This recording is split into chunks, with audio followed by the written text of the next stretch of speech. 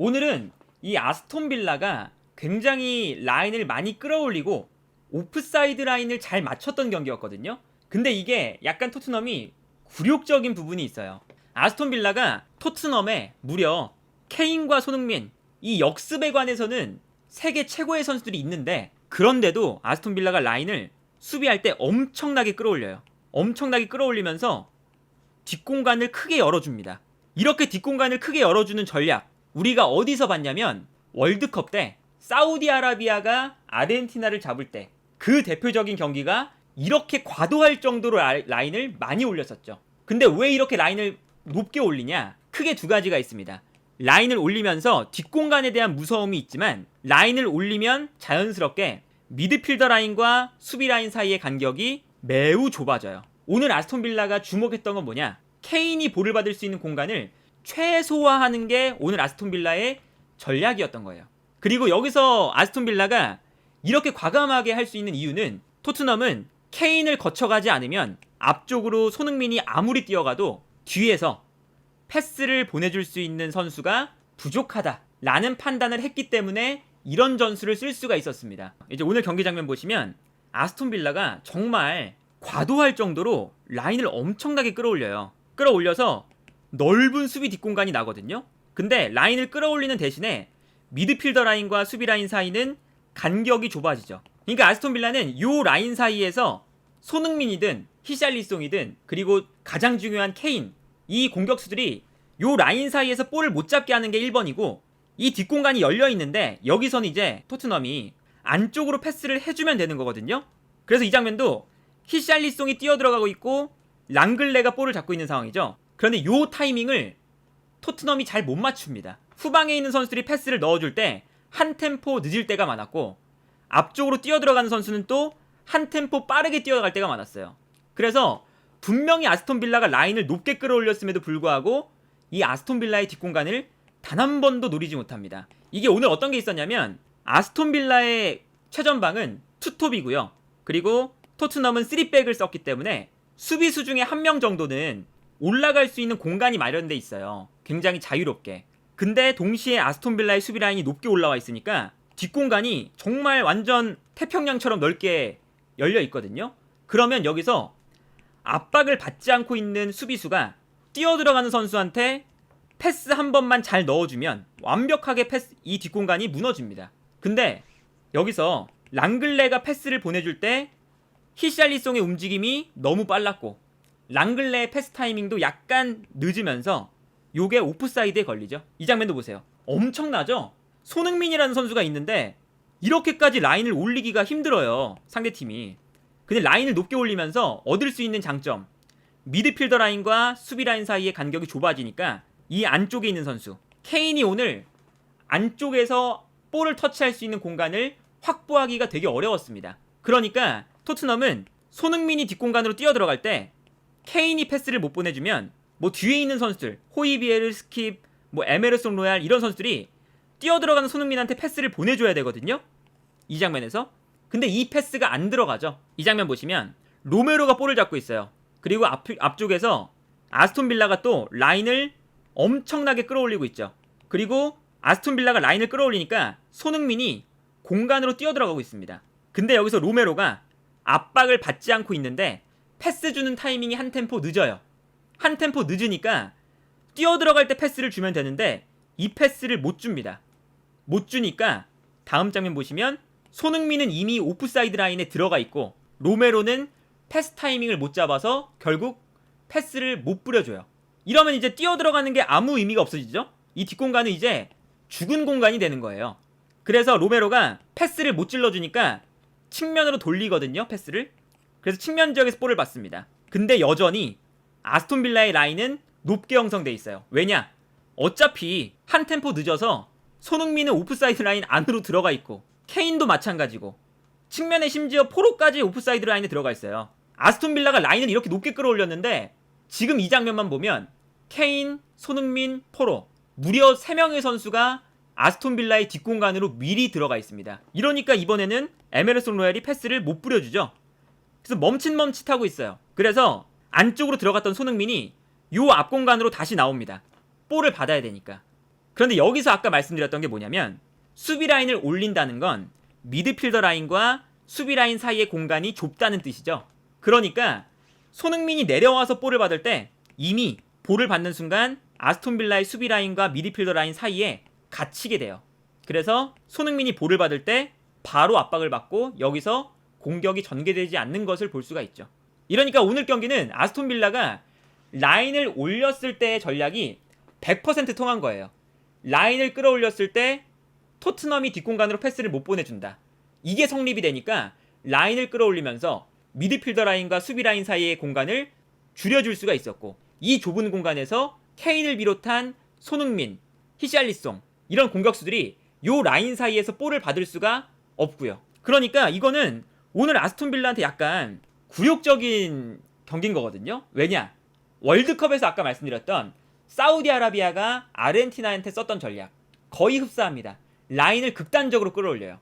근데 이게 통할 수 있는 이유는 국가대표팀 경기는요, 조직력이 당연히 클럽보다 떨어질 수밖에 없습니다. 그러니까 그때 경기는 아르헨티나의 공격수들과 미드필더가 타이밍을 맞춰서 뛰어들어갈 때 패스를 보내주는 그 조직력이 부족하기 때문에 통한 건데, 오늘 경기는 사실은 프리미어 리그라는 이 세계에서 최고의 리그에 있는, 심지어 토트넘이라는 큰 클럽에 있는 이 선수들이 경기를 한 거잖아요.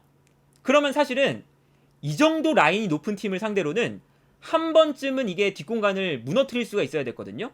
심지어 오늘 경기 보시면 오프사이드 토트넘 9번입니다. 9번. 심지어 전반전에는 이 넓은 뒷공간을 눈앞에 둔 상태에서도 슈팅 0번. 단 한 번도 슈팅을 못했습니다. 그리고 애초에 아스톤 빌라의 전략 자체가 좋았어요. 이 장면 보시면요, 손흥민 선수가 약간 안쪽으로 들어가 있다가 다시 이 오프사이드 라인 안으로 약간 들어오죠.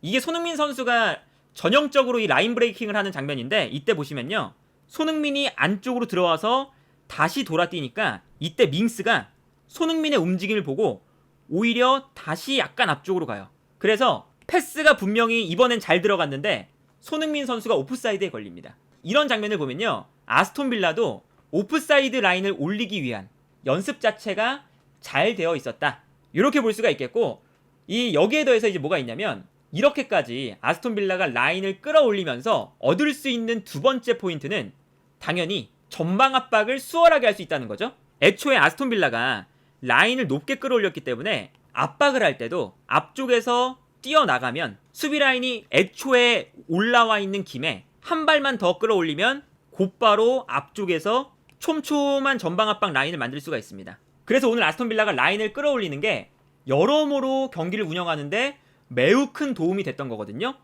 그런데 아스톤 빌라의 전방 압박을 받을 때 여기서 토트넘의 또 하나의 문제점, 후방에서 미드필더 라인을 거쳐서 전방으로 패스가 전개가 안 돼요. 이 장면 보시면요, 랑글레가 볼을 잡고 있을 때 아스톤 빌라가 전방 압박을 강하게 걸고 있어요. 강하게 걸고 있는데 여기서 랑글레가 그래도 앞쪽에 있는 호이비엘에게 공간이 있으니까 이 공간으로 패스를 잘 넣어주거든요. 이 패스가 잘 들어가면서 아스톤 빌라의 압박을 벗어날 수가 있었어요. 근데 앞쪽에서 호이비에르가 받을 때 볼 컨트롤이 제대로 안 되면서 볼을 떨어뜨려 놓습니다. 뒤로. 여기까진 그래도 괜찮아요. 근데 벤 데이비스가 볼을 잡는 순간 여기서 주변에 있는 선수들이 벤 데이비스가 패스를 보내줄 수 있는 공간으로 안 뛰어가니까 모든 선수가 압박을 당하고 있는 상태가 됩니다. 그래서 벤 데이비스가 패스를 줄 수 있는 공간이 없죠.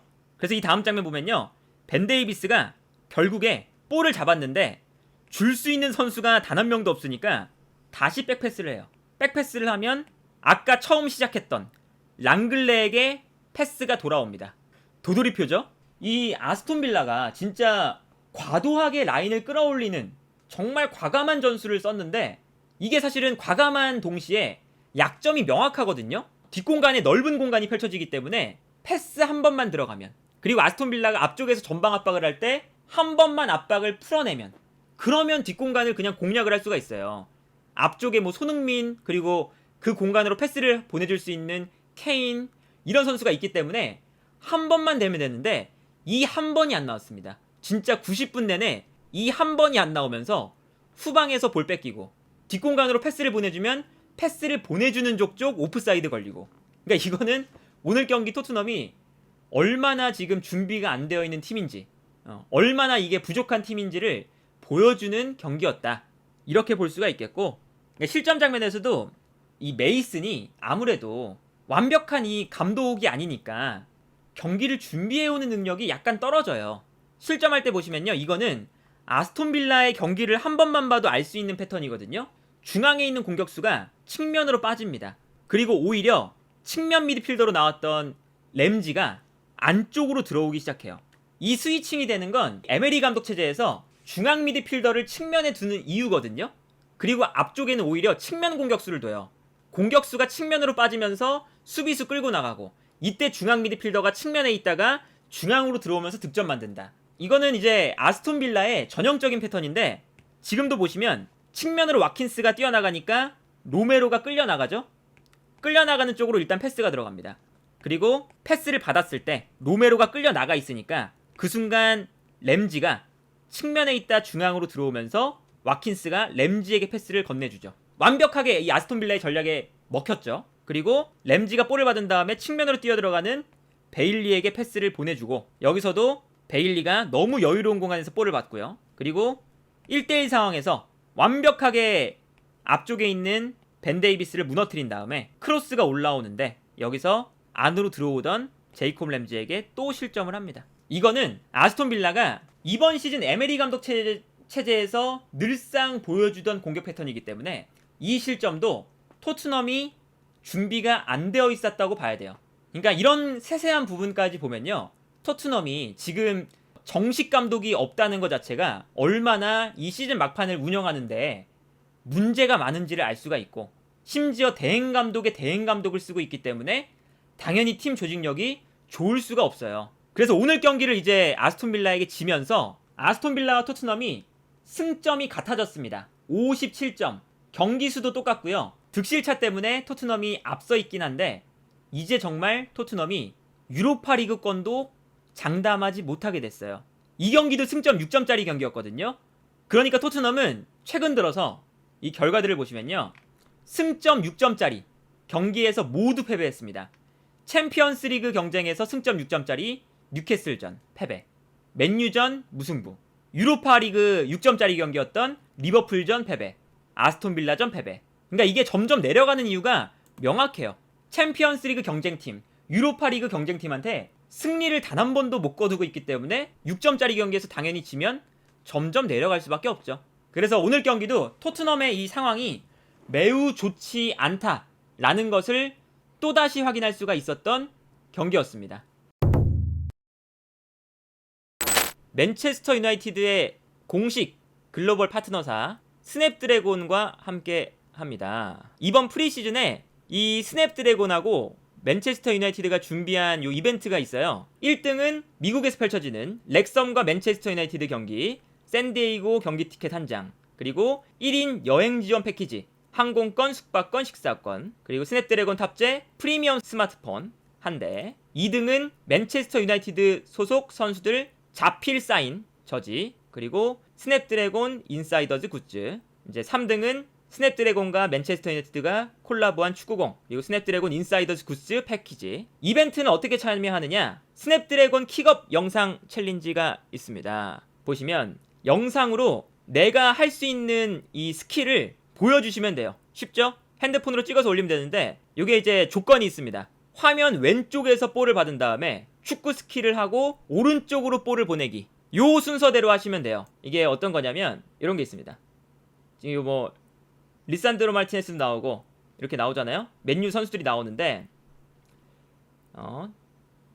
이렇게 산초도 나오고, 보시면 이제 스킬을 보여주거든요. 선수들이 이렇게 왼쪽에서 넘어와서 이렇게 왼쪽으로 넘어왔죠, 볼이. 그 다음에 이 브루노 페르난데스가 볼을 받아요. 받아서 트래핑한 다음에 오른쪽으로 다시 볼을 보내줍니다. 이렇게 자기의 이런 스킬을 보여주시면 돼요. 왼쪽에서 와, 볼이 받은 다음에 그냥 오른쪽으로 가. 아니 뭐 예를 들면 여기 뭐 리프팅을 할 수가 없어서 여기 공간이 좁아. 뭐 이렇게 오면 뭐 이렇게 해서 받아서 이렇게 해서 보내. 끝. 쉽잖아요. 별로 안 어렵잖아. 찍어서 그냥 올려주시면 되는데 방법이 또 있어요. 영상 게시 그리고 참여 댓글 달기 요거만 이제 해주시면 됩니다. 영상을 찍어서 필수 해시태그 스냅드래곤 킥업스 그 다음에 골뱅이 해서 스냅드래곤 코리아 그리고 친구 아이디 이렇게 언급해 주시면 되고 그 다음에 스냅드래곤 코리아 게시물에 참여 완료 댓글만 달아주시면 추첨으로 이제 뽑히시는 거니까 쉽게 하실 수 있습니다.